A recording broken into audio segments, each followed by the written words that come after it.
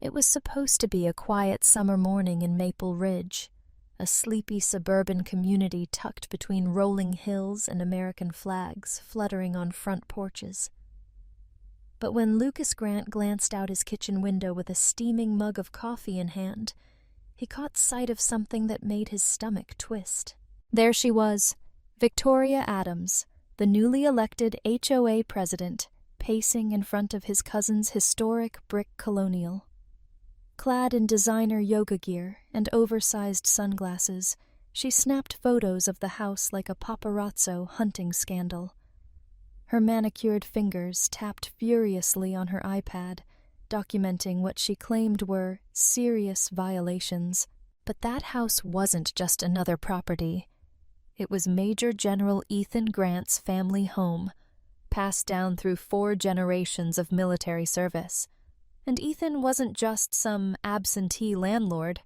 He was currently deployed overseas, commanding troops in a classified operation.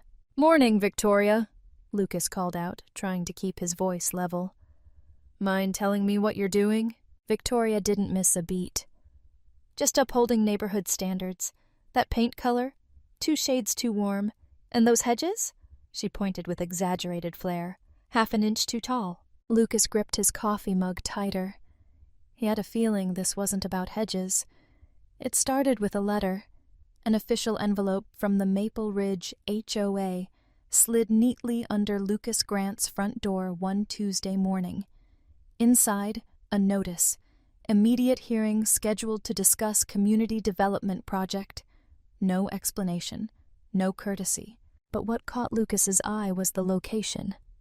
The proposed development site? Ethan's family home. Lucas's pulse quickened as he flipped through the other documents included in the envelope, property violation citations.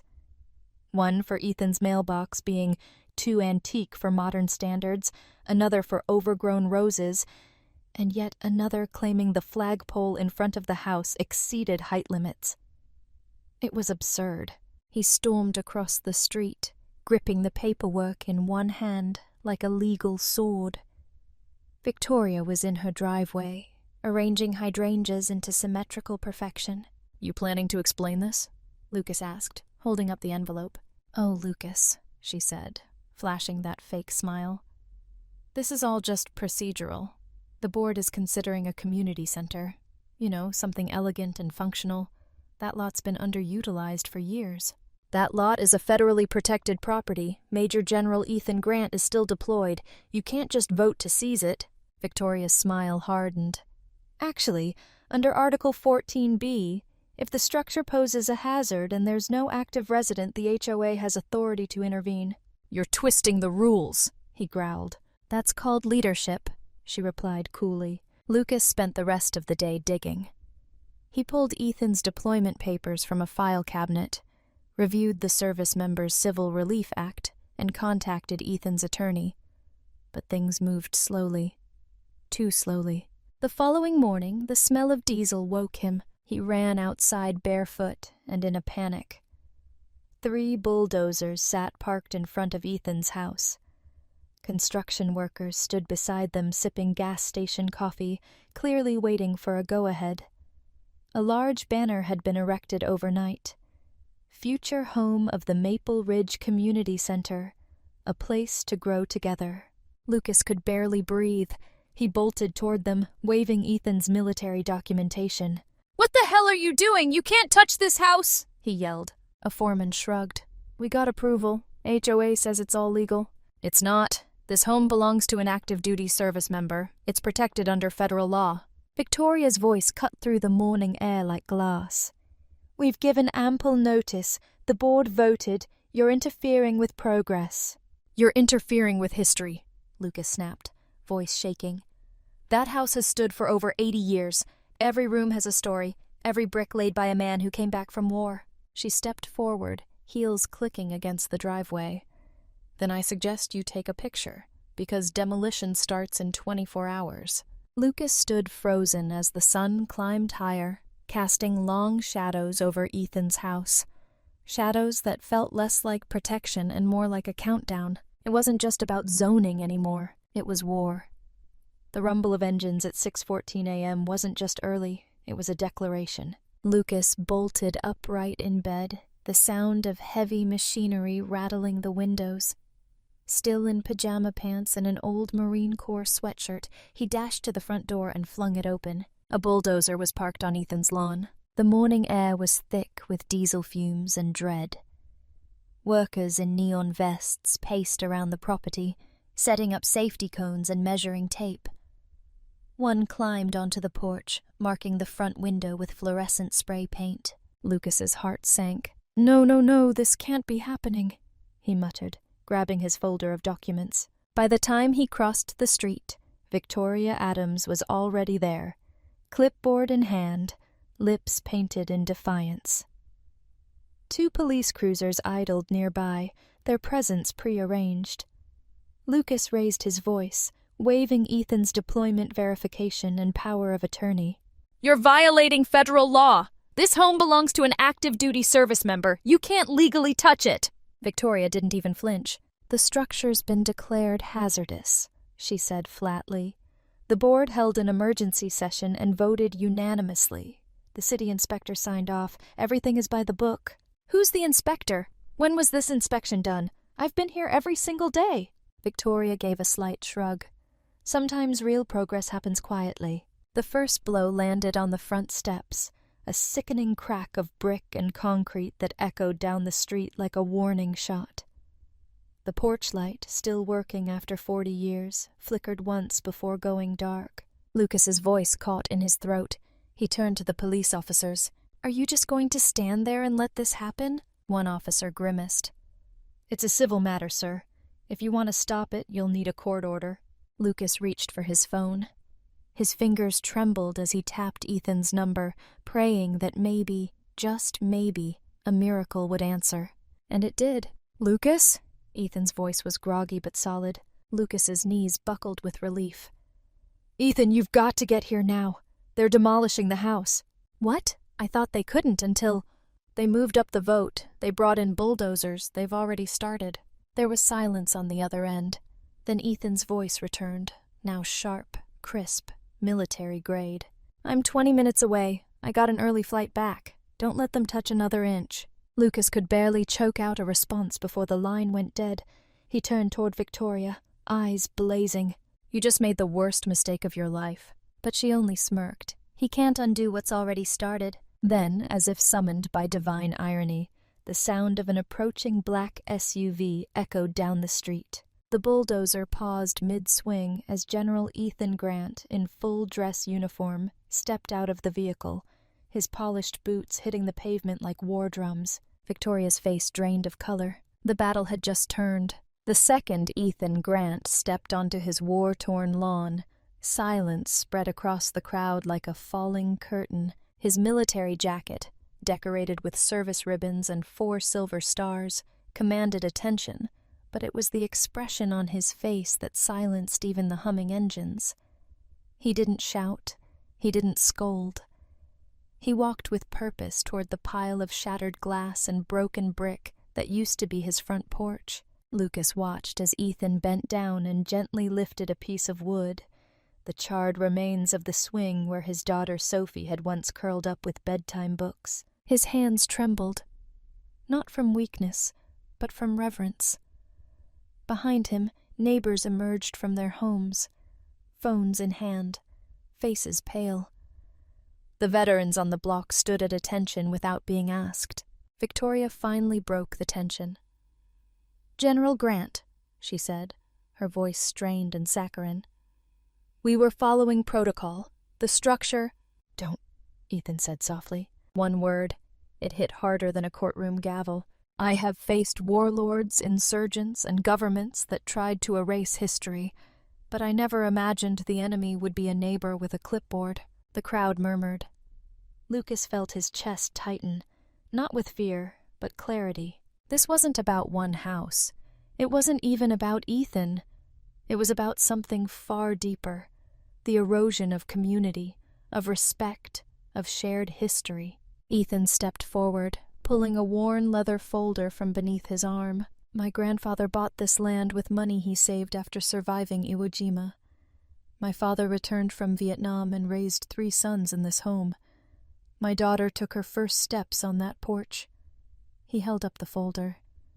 And this document proves the property's been in our family for 81 years, protected under the Service Members Civil Relief Act. He handed the papers to the officer on site, who immediately stepped aside. Victoria tried to save face. General, I think you're misunderstanding our intent. This community center would have increased property values. Ethan turned to her, calm but cutting.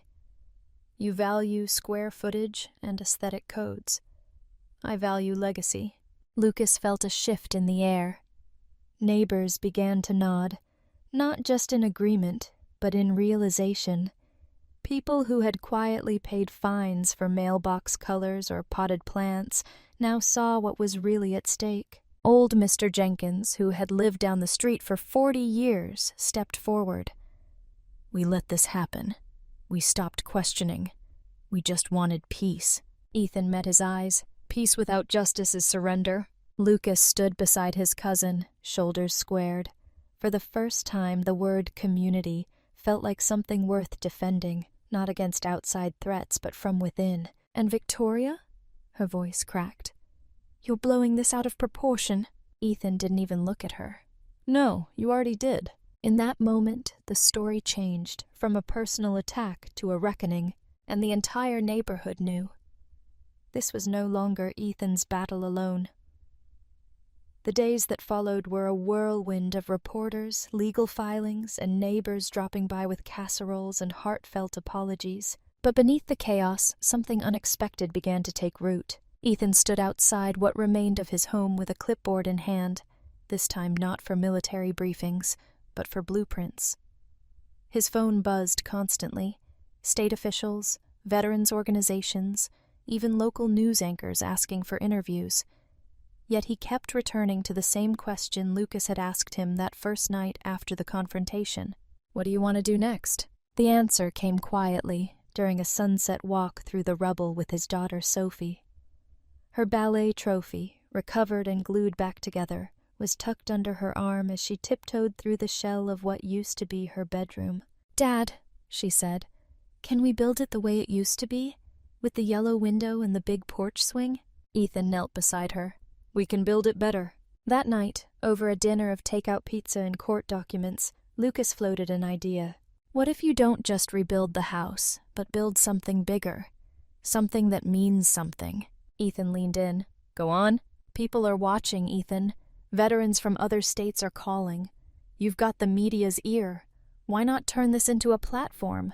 Use your story to fight back, not just for your home, but for others who never got the chance. That's when it clicked. This wasn't just a personal vendetta anymore.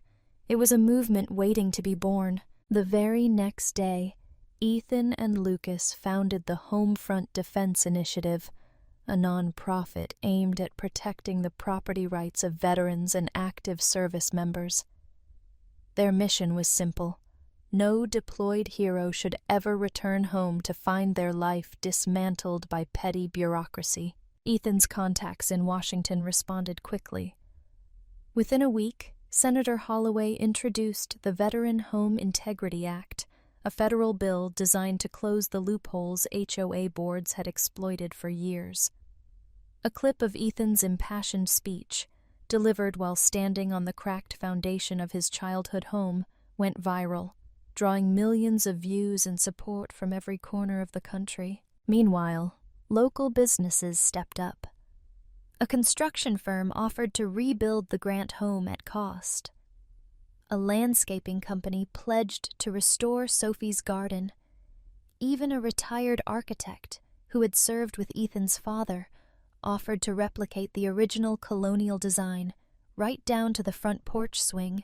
But perhaps the most powerful change came from the neighborhood itself. The same neighbors who once nodded silently at HOA meetings were now organizing volunteer crews. Children painted signs that read, "Welcome home, General." The old woman across the street donated her garden gnome. "For good luck," she said with a wink. What began as an act of destruction had become the catalyst for something greater. Unity, resilience, purpose.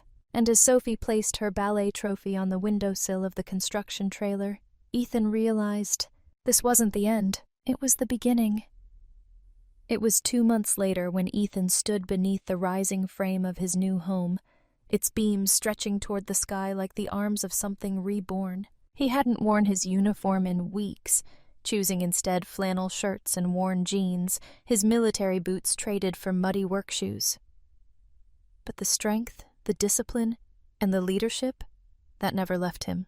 What had changed was something quieter, more personal. One morning, as he watched volunteers hoist wall panels into place, he turned to Lucas with a crooked smile. "You know," he said, "I used to think serving meant carrying a rifle halfway across the world. But maybe real service starts right here." Lucas chuckled, handing him a thermos. "You're sounding dangerously civilian, General." But Ethan meant every word. For the first time in his life, he wasn't preparing for battle. He was building peace. Not just on his land, but in the hearts of the people around him. The same community that once feared HOA fines and turned a blind eye to abuse of power was now alive with purpose. A neighbor who once reported Ethan for an overgrown bush now showed up daily with fresh lemonade. A teenage boy who'd been ticketed for sidewalk chalk was helping paint the new picket fence. But perhaps the biggest shift was in Ethan's own heart. One afternoon, a man in a suit pulled into the driveway, a federal attorney investigating similar HOA abuses across the state. He asked Ethan for records, contacts, and help identifying other neighborhoods at risk. "I'm not a lawyer," Ethan had said. "No," the man replied, "but you're a leader, and that's what this movement needs." Later that evening, as he walked the edge of his property with Sophie, Ethan asked her a question he'd never thought to ask before. "Do you miss the old house?" She was quiet for a moment. "I miss Mom's garden. I miss the swing, but I like that we're building it together now. It feels more ours." That stopped him in his tracks. The pain, the injustice, the destruction. It would always be part of their story. But so would the healing. He watched Sophie dart ahead toward the new foundation, her ballet shoes dusty from the dirt. And for the first time since stepping off that plane, Ethan didn't feel the weight of everything he'd lost. He felt the strength of what he'd gained. Resilience, perspective, a deeper understanding of what it meant to protect, not just land, but people, history, values. The transformation wasn't just external. The house was rising, yes, but so was something inside him. A new mission, a different kind of legacy. He wasn't just a soldier anymore. He was a builder, a protector, a voice, and he wasn't done yet. The ribbon fluttered in the wind as the final knot was tied to the newly painted front gate. It wasn't fancy, just a strip of red, white, and blue fabric Sophie had picked out from a local thrift store. But to Ethan, it was more powerful than any parade. Neighbors gathered in clusters across the lawn. Some wore dusty jeans. Others still carried paint on their hands. Laughter echoed through the yard, blending with the faint creak of the new porch swing and the crackling grill behind the rebuilt house. Ethan stood in front of the porch, his daughter beside him, one hand resting on her shoulder. "This house is more than wood and nails," he said, his voice calm, steady. "It's a reminder of what happens when good people refuse to stay silent." The crowd quieted. "When this all began, I thought I was fighting to protect a piece of land, but I've learned something since then. What we're really protecting is each other, our neighbors, our stories, our right to come home and find it still standing." He paused, looking out at the very people who had once looked away during HOA meetings, now united, now awake. "We stopped one injustice here, but there are others. Across the country, veterans and working families are being bullied into silence, tricked out of homes they earned. That ends today." Applause broke out. Sophie beamed beside him, holding a framed photo of her mother in front of the original house. Ethan nodded toward the back of the crowd. "And it's not just about fighting back. It's about building forward. That's why today we're announcing the launch of the Homefront Housing Project, Affordable, veteran-prioritized homes built on the very land once slated for luxury condos. Gasps of surprise turned into cheers. Families who served this country will finally have a safe place to land right here. And we're just getting started. At the back, the mayor clapped beside a representative from the Historical Society. Behind them stood a new bronze plaque installed that morning. In honor of all who served, may their homes be as strong as their sacrifice. Ethan stepped off the porch, walking slowly through the crowd, accepting handshakes, hugs, and whispered thank yous. Even those who once supported Karen's regime now offered teary-eyed apologies. He didn't hold grudges, he didn't need to, because this wasn't just a personal victory, it was a community reborn. And as twilight settled over the neighborhood, Sophie climbed onto the new porch swing, her laughter carrying into the warm summer air. For the first time in a long time, Ethan looked up at the stars without wondering what he had to protect. He simply smiled. Home was no longer something he had to defend. It was something he had helped create, and that was worth everything. What began as a desperate attempt to protect a crumbling house became something far more powerful, a lesson in resilience, community, and courage. Ethan's story reminds us that injustice doesn't always wear a villain's cape. Sometimes it arrives wrapped in regulations, masked as progress, and enforced by those who believe silence equals permission. But silence is a choice, and so is action. The strength of one man, forged through service and sacrifice, ignited the voices of an entire community. It taught them that standing up doesn't require a badge, a title, or even a uniform. It just requires someone to say, "Enough." The real heart of this story isn't in the lawsuits or the headlines. It's in the porch rebuilt with love. The flag flying proudly beside it, and the laughter of a daughter who never gave up on her home. Because when we defend what matters most, our family, our memories, and our right to belong, we become part of something much greater than ourselves. We become the guardians of our legacy. If you or someone you know is facing unfair treatment from an HOA, don't assume you're powerless. Document everything. Know your rights, especially if you're a service member or veteran protected under the Service Members Civil Relief Act, SCRA. Look into your local housing laws, attend HOA meetings, and build alliances with neighbors. Often the power lies not in confrontation, but in collective action. Consider connecting with veteran legal aid services or advocacy groups like the Homeowners Defense Alliance. A single voice might be ignored, but a united community cannot be silenced. And remember, your home isn't just property. It's your past, your present, and your future. Stand for it.